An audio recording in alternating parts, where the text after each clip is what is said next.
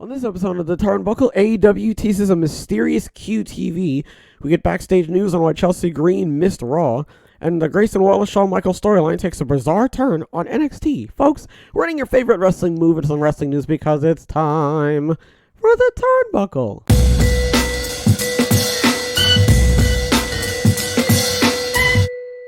All Elite Wrestling has already shaken up the look of its flagship programming.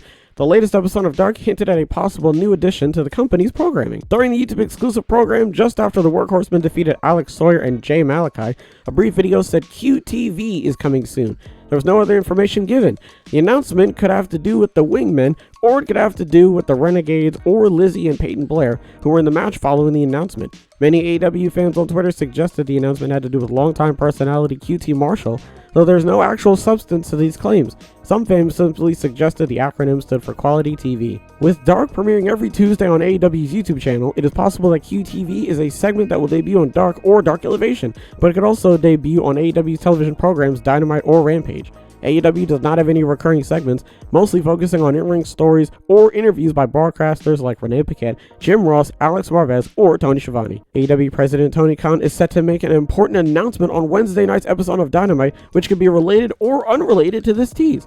The tease could also be related to the upcoming weekly program that will be produced by Tony Khan's Ring of Honor promotion, set to begin holding tapings in Orlando, Florida at the end of the month ahead Ring of Honor Supercard of Honor pay-per-view on Friday, March 31st. So it's really hard to say, at least for right now, what exactly this QTV thing means. So far, we haven't really heard any, how they usually do, like the trademark filing and stuff like that, and that kind of gives us a bit of a glimpse into, like, what this could potentially mean. But in terms of QTV, in terms of QTV, I don't know. I mean, my best bet is that this is just, like, a new thing that they're going to put on, like, Dark or Elevation or something, and, I mean, I think that that's good. I mean, if it's to get more people to watch Dark and Dark Elevation, sure. I'm not really going to complain about that. I'm not really going to tell people not to watch the show. You know what I mean? So it makes sense that, Tony Khan wants to start, I guess, putting stuff on there and, like, advertising it and everything. So if this ends up being, like, a Dark or Dark Elevation type thing, then, that's good for the show and, hopefully it gets more eyes on the product. But if it's not, then I genuinely have no idea what it could be. It could just be a wrestler, there's a potential chance it could be a wrestler. It could be QT Marshall, or it could be, the debut of a new wrestler. I don't even think AEW's even had, well, no, that's not true. They had Hobbs. Anyway, the point is, if it does end up being a wrestler, it's going to be very interesting. So, I mean, this QTV thing, it could mean literally anything. So we're just going to have to actually wait and see what that ends up being when it shows up. WWE Raw emanated on February 20th from the Canadian Tire Center in Ottawa, Canada, with several of the company's biggest stars being on the road to WrestleMania 39. One name notably absent from that list was Chelsea Green, who was shown calling Adam Pearce to complain about being sent to Ottawa, Illinois, instead of the capital city of Canada. Many got a good laugh out of the scene as the banter between her and Pearce continued, but according to Fightful Select, the move was done for a different reason. According to the report, Green is currently unable to appear in Canada due to being landlocked and waiting to receive her green card. Fightful Select stated that Green has been, quote, landlocked for months, going all the way back to the summer of 2022. The former Impact Wrestling star recently returned to the WWE at the Royal Rumble in January, making history by becoming the quickest woman eliminated in Royal Rumble history. Green has since adopted a Karen-type character, spending her time on WWE television complaining to the on-screen authority figure, Pearce, during each episode of Raw. So I don't necessarily know where they're going with this whole storyline. I feel like the end goal has to be some sort of, like, match. It has to be some sort of really important or compelling match that she's in, because so far she's literally wandering around going like, oh, why is this not happening, and how come this isn't happening to me and stuff. And although I do like the chemistry that Green and Pearce have, it just sort of feels a bit unnecessary. It just feels like her character is kind of not being utilized properly, and I'm worried that this is going to slowly turn into a storyline that people just, like, don't really end up caring about after a while. So hopefully this does result in a match, and hopefully she gets put on some type of track heading towards, even if it is a match and she does end up losing, at least it's like something that her character can move towards, because I don't necessarily know what they're doing here. According to the article, when she was in Ottawa, Illinois, I guess she went to a play, so at least she what's the word? Use their time properly. So that's good to know, I guess. The storyline's not over.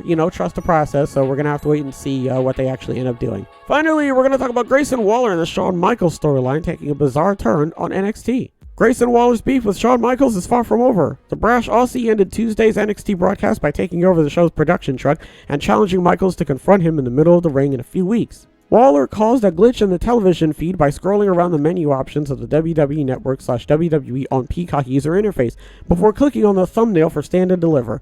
"Hey, Mr. Michaels," Waller began in his address of HBK. "You won't let me on the show tonight, huh? Well, that's okay, because I took a page out of the old DX playbook and I took over the production truck."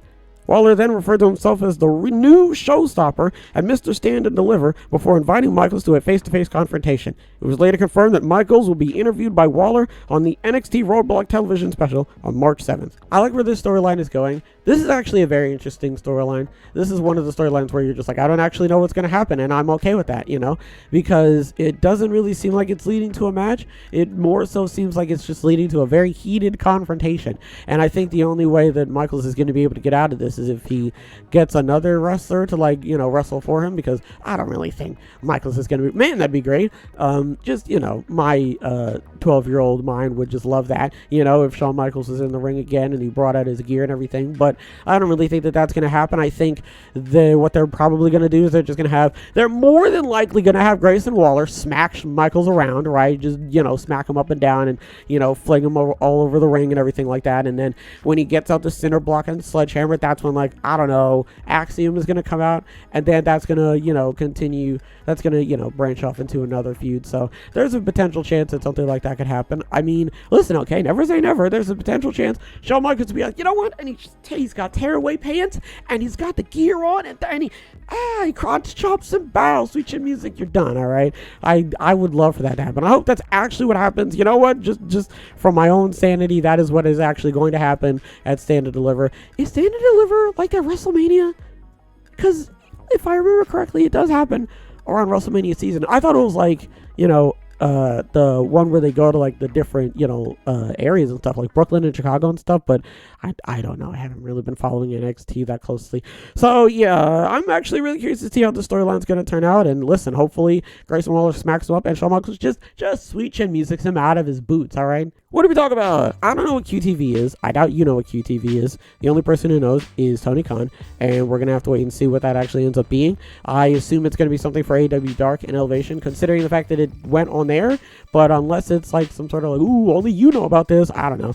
I mean, it's hard to say what it could actually be, so we're just gonna have to wait and actually see what it is. Chelsea did not have her green card, which it was very difficult for me to not say no pun intended, but I decided to move on. Okay, and the great wrestling journalism rules, there you go, that's what you have to do. You have to keep moving forward. Anyway, yeah, I hope that this storyline actually ends up improving. Right now it's not so much stagnant, because it's not really going anywhere right now, and that's also not really good either. So hopefully, in the next couple of weeks, we actually see Chelsea Green doing a little bit more than being like, oh, I'm gonna call, I don't know, what'd she say? She's like, hey, I'm gonna get my man on the phone or something like that. He's gonna talk to you or some nonsense, and Pierce was like, whatever, So Grayson Waller and Shawn Michaels. This is probably not going to turn into a match.